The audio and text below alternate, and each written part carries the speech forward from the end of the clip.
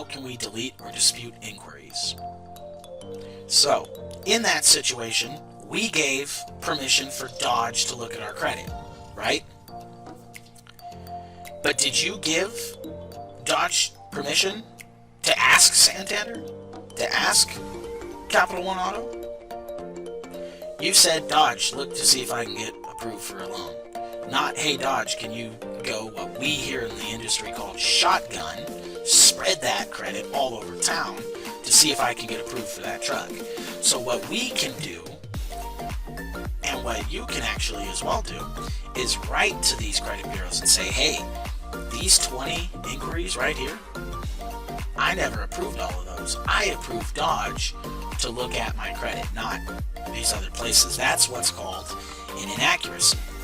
These 3 places are now bound by law to be able to prove everything they report on your credit report. Sounds easy enough. The problem is, and it goes back to Gunner's question, what if Verizon says, I owe LVNV Funding or Joe's Collection Agency? Well, now we're going to go and we're going to write a letter. Or the Fair Credit Reporting Act starts to bite these guys in the hind end. That is, if they cannot prove that information, and oftentimes they can't, now that item has to be removed from your credit report because now it's an inaccuracy. Inaccuracies can be something as simple as, my name is Theo, T-H-E-O. What if they put on my credit report that my name is Tio, T-I-O? Well, that's not me.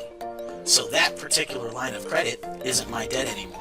Same thing goes for when something goes into collection. Do you still owe that debt? How can you owe debt to a company that you never agreed to? You never agreed to have a debt with that person.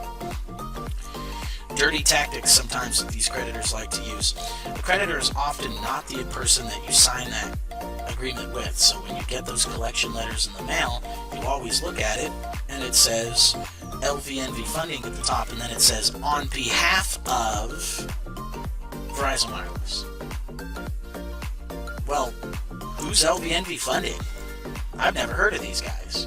There's a little 800 number down at the bottom, right? So here's what they do. They're going to send you this letter. Oftentimes these creditors are out of state and they don't even have authorization to collect your debt because they don't even operate in the same state as you. But here's something they do. They're nice and sneaky about it. They're going to get you to agree to that debt. Does anybody here have an idea of how they get you to agree to that debt? Well, number one is those phone calls and those letters. They send you that letter. That letter has a phone number at the bottom that says, call me immediately to resolve this issue. So you'll pick up the phone and you'll dial up that number. Hey, my name is Theo, and I got this letter from you guys about that Verizon account, and here's what happens. Man, I opened that account. Bam, you just agreed that that Verizon account not only is yours, but I agreed to pay that, or I opened that up forever ago. Now you're agreeing, you're validating, and that's what I was talking about, we would talk about in a minute. You're validating that debt. You're saying that yes, that debt exists. Yes, I'm the guy that owes that debt.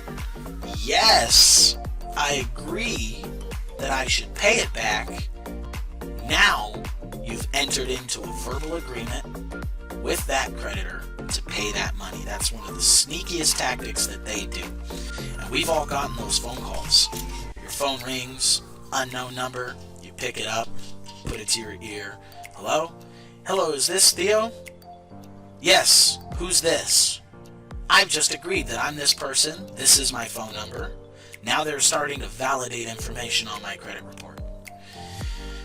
So, we talked earlier about how we can stop these harassing creditors. When you pick up the phone, hello?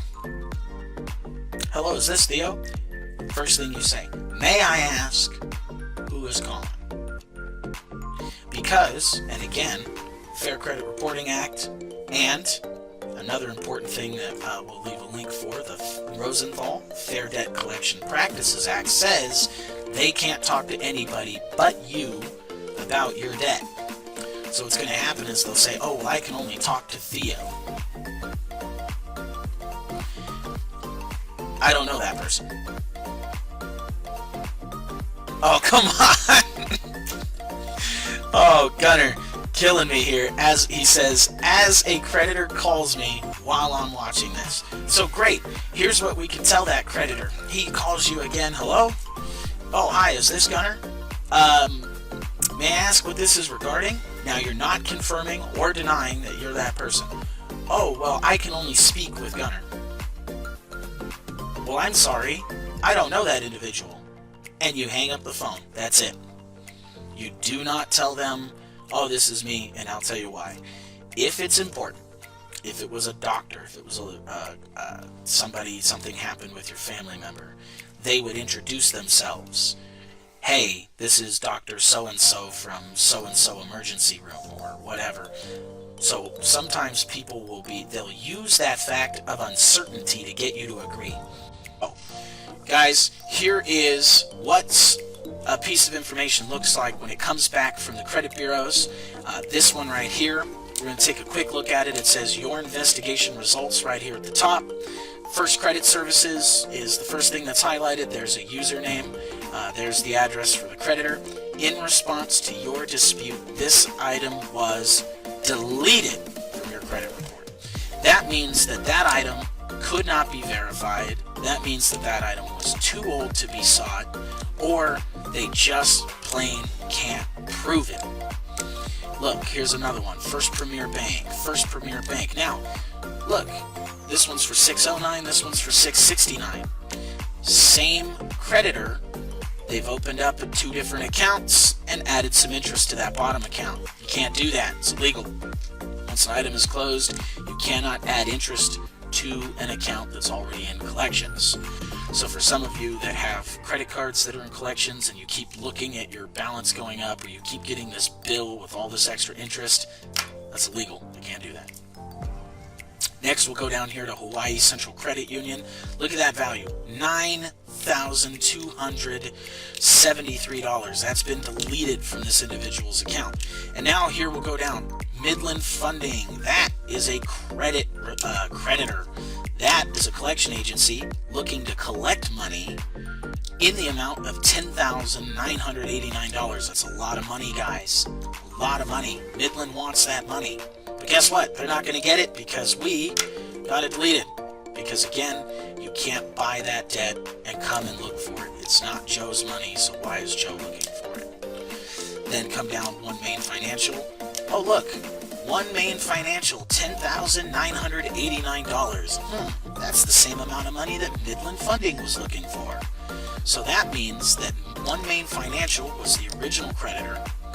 They did what's called charge it off. They wrote that off as a loss, and we're going to cover charge-offs tomorrow, guys.